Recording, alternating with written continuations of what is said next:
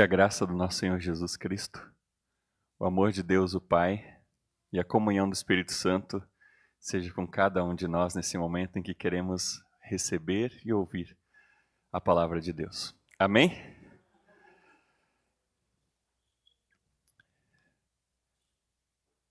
Vocês concordam com a frase "precisamos de água e fogo"? Água, eu acho que é indiscutível. Mas será que nós precisamos de fogo também? É interessante como a sociedade, e muitos historiadores falam disso, que a sociedade começa a se organizar em torno do fogo. Quando o ser humano consegue manipular o fogo, e aí então as pessoas não precisam mais já dormir ali às 5, 6 da tarde, quando a escuridão vem, eles conseguem estar em torno do fogo e ainda contar histórias, formar vínculos, desenvolver a cultura, contar as histórias dos antepassados, passar a história adiante. Então o fogo tem essa representatividade, além de toda a questão de preparação dos alimentos, que é tão importante, tem essa representatividade de fazer com que o ser humano se conecte. O coletivo. E por isso, quando o Espírito Santo vem, a gente ouviu lá em Atos capítulo 2, como é que ele vem sobre os discípulos? Como línguas de fogo, coletivo. Ele vem sobre os discípulos e as discípulas de Jesus, provavelmente os 120 que estavam ali. Vem sobre eles e elas.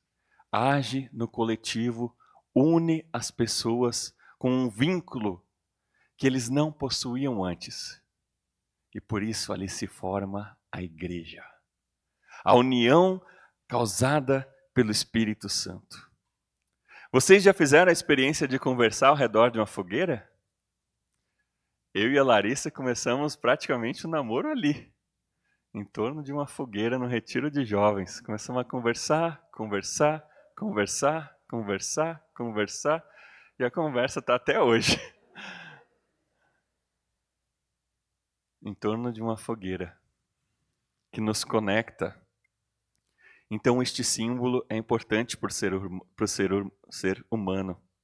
É o símbolo também daquilo que nós fazemos com os alimentos, a modificação dos elementos, e na Bíblia também tem a figura da purificação por meio do fogo. E o Espírito Santo vem fazer isso na nossa vida. Fazer com que aquele sacrifício de Jesus Cristo que aconteceu lá atrás, tenha efeito na nossa vida hoje, por meio do batismo, por meio da Santa Ceia, por meio da palavra que a gente recebe. É a ação do Espírito Santo hoje aqui, aquecendo os nossos corações e fortalecendo a nossa fé, que nos une e leva também a testemunhar esse amor. É o Espírito Santo aqui que nos une como igreja e também nos faz contar adiante a história que nós recebemos a partir das Escrituras. Mas eu quero também hoje olhar para a água. E eu quero convidar vocês a pensarmos a partir do Evangelho segundo João, no capítulo 7. E podemos abrir nossas Bíblias juntos lá. Também quem nos acompanha virtualmente, se quiser abrir a sua Bíblia aí em casa. João capítulo 7, 37 até 39.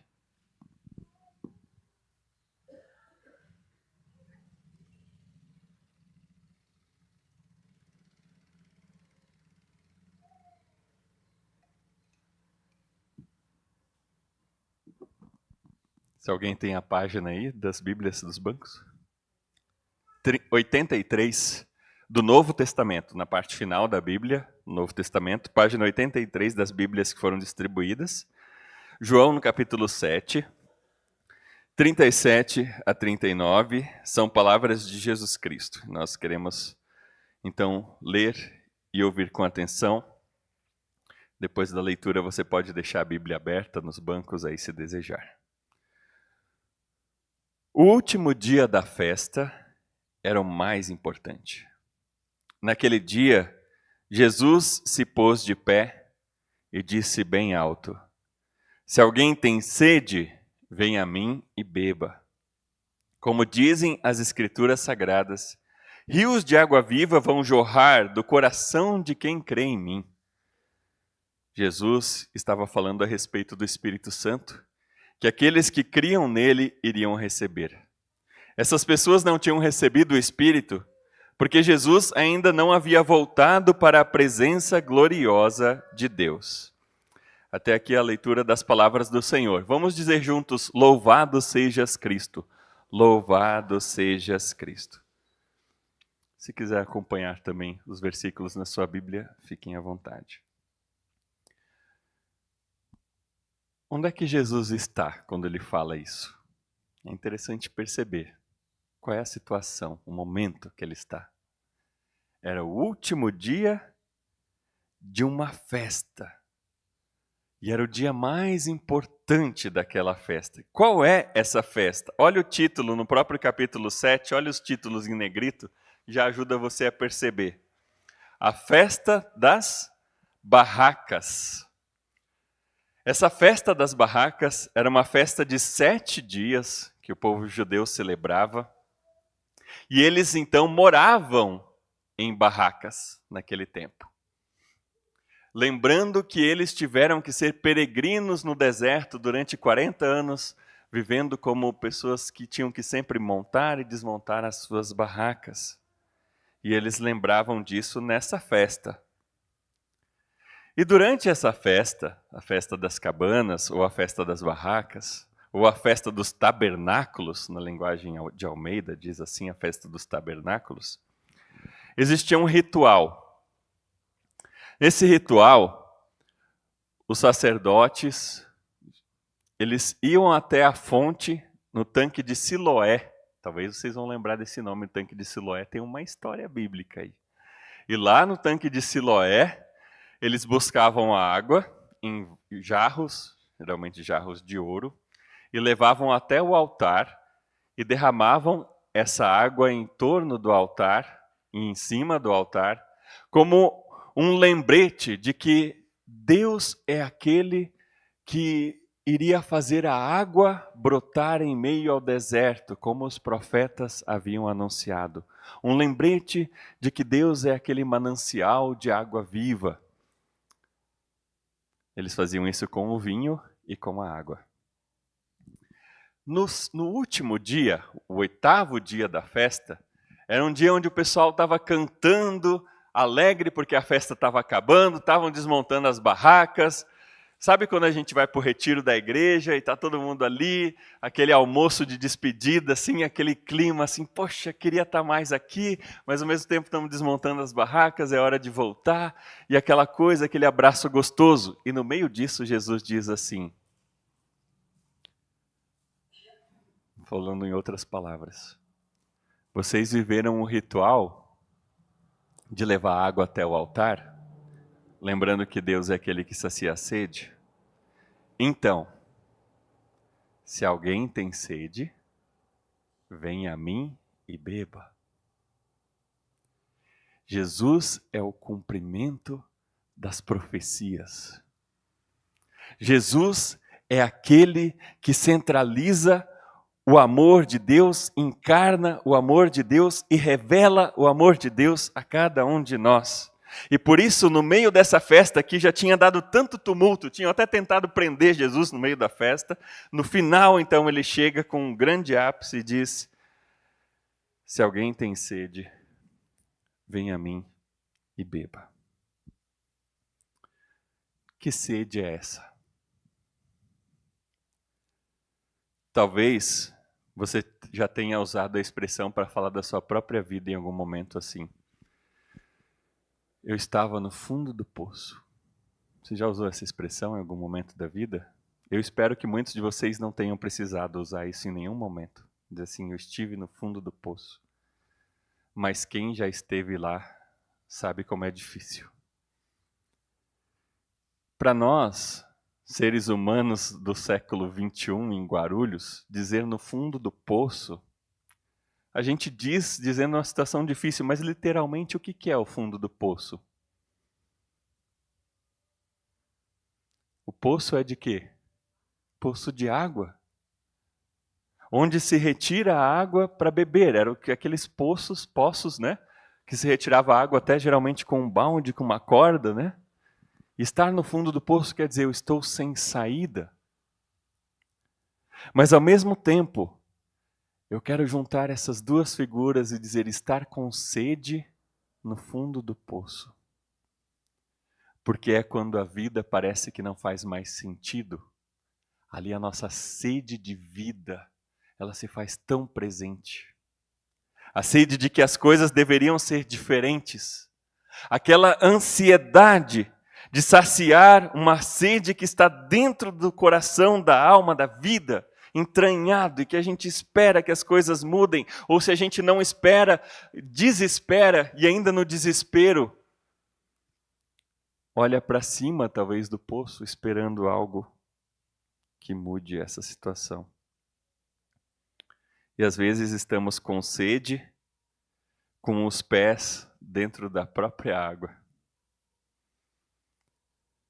Se alguém tem sede, sede de vida, se alguém precisa de um sentido de vida, de uma direção, se alguém está perdido, se alguém está sofrendo, se alguém está acamado, se alguém está desesperado, se alguém está precisando de uma luz, Jesus diz assim, venha a mim e beba.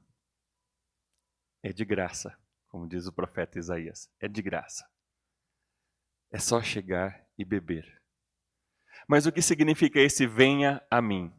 E isso agora eu digo como pastor e como responsabilidade diante da palavra de Deus. Quando Jesus diz venha a mim, ele está dizendo abandona a direção que você está indo e volte.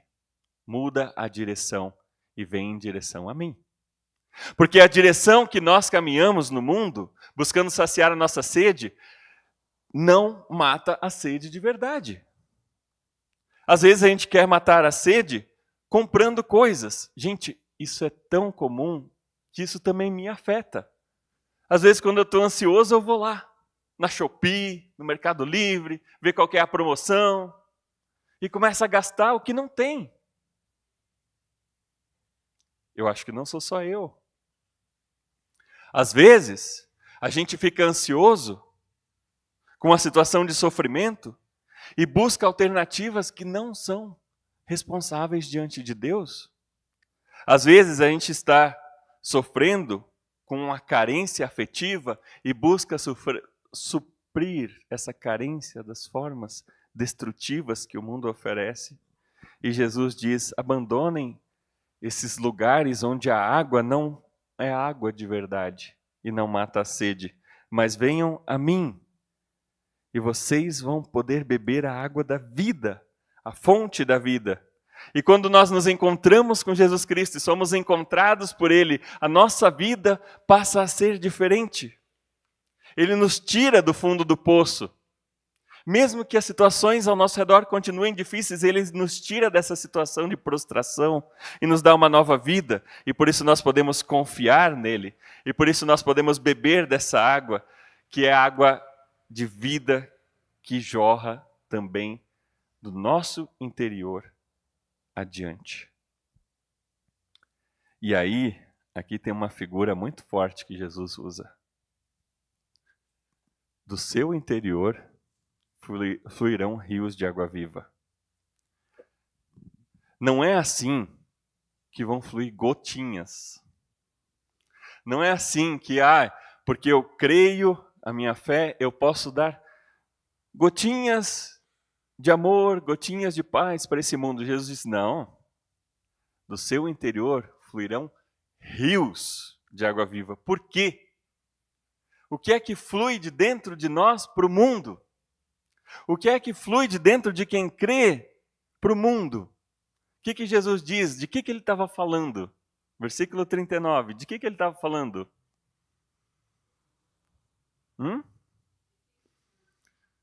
Do Espírito Santo. E aí, a gente nunca pode parar de se assustar com isso que Jesus está dizendo. Lembra, Bia, que a gente conversou, eu, você e o Edu? Deus mora em você. O infinito Deus, Criador do universo, pela ação graciosa do seu Espírito, vem morar dentro de você. A gente não pode parar de se assustar com isso. Eu? Sim, você.